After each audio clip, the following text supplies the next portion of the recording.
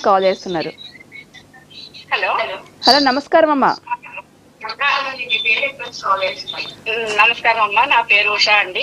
ఉషా గారు దయచేసి టీవీ వాళ్ళు మ్యూట్ లో పెట్టుకోండి, లేకపోతే కాల్ కట్ అయిపోతుంది. ఓకే ఓకే మీట్లో పెట్టాను మేడం. ఉషా గారు చెప్పండి, ఎక్కడి నుంచి కాల్ నా పేరు చేస్తున్నారు? ఉషా అండి, నేను హైదరాబాద్ నుంచి మాట్లాడుతున్నానండి. సరేనమ్మా, మా అబ్బాయి ఎవరు గురించి మాట్లాడు. మీ బాబు పేరు చెప్పండి.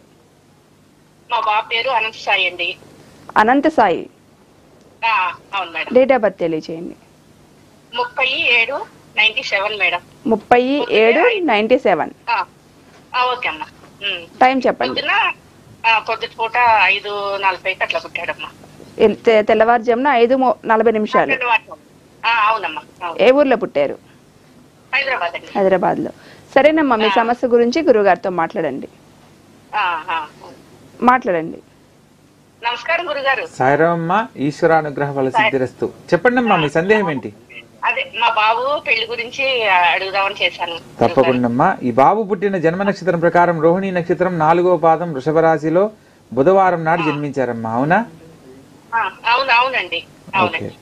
జాతక రీత్యా లగ్నంలో రవి, ద్వితీయ స్థానంలో రాహువు, బుధ శుక్రులు, తృతీయ స్థానంలో కుజగ్రహ సంచారము అండ్ సప్తమ స్థానంలో గురుగ్రహ సంచారం ఉంది. అమ్మా, ఈ బాబు జాతకంలో మంచి అనుకూలవతి అయిన అమ్మాయి జీవిత భాగస్వామిగా వస్తుంది. మీరు అస్సలు చింతించాల్సిన అవసరం లేదు. ప్రస్తుత కాలంలో ఈ బాబుకు 2022 సెప్టెంబర్ నుంచి గురు మహర్దశే ప్రారంభమైంది. గురు మహర్దశలో గురువు యొక్క అంతర్భుక్తి 2024 నవంబర్ 13 వరకు ఉంటుంది. ఇదే సంవత్సరం గురు సంబంధమైన పరిహారాలు మీరు ఏది ఆచరించినా మంచి అనుకూలవతి రూపవతి అయిన అమ్మాయి మీ ఇంటికి కోడలుగా వస్తుంది. మీ అబ్బాయి జీవితాన్ని కూడా చక్కగా తీర్చిదిద్దగలిగిన అమ్మాయిగా ఉంటుందమ్మా. కుటుంబం అంటే ఎక్కువగా ప్రేమ కలిగిన అమ్మాయిగా ఉంటుంది. కాబట్టి గురుగ్రహ సంబంధమైన పరిహారాలు, అటువంటి గొప్ప అమ్మాయి మీకు జీవిత భాగస్వామిగా, అంటే మీ అబ్బాయికి జీవిత భాగస్వామిగా రావాలి అని అంటే గురువు సంబంధమైన పరిహారాలు తప్పనిసరిగా ఆచరించాలి.